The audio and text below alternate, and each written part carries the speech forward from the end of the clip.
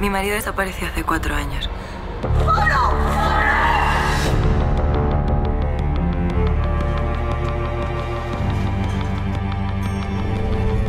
¿Es aquí la asociación? Ayuda a desaparecidos. Carmen. Cuéntame. Os voy a presentar. Inspectora Sonia Ledesma. Viene de Distrito Sur.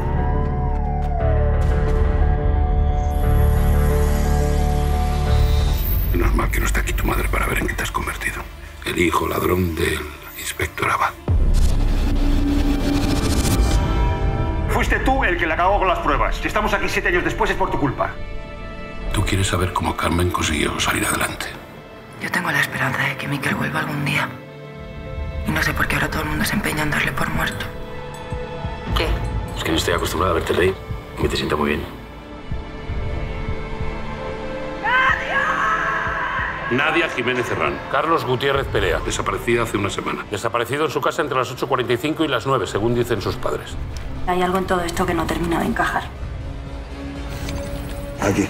No, te han informado mal. Aquí no ha desaparecido nadie. ¿Dónde están? No lo sé, se lo deletreo. Me vuelves a tocar y te arranco las pelotas.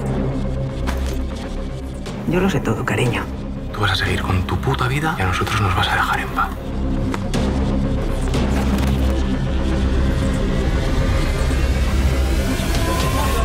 ¡Está aquí! ¡Está viva!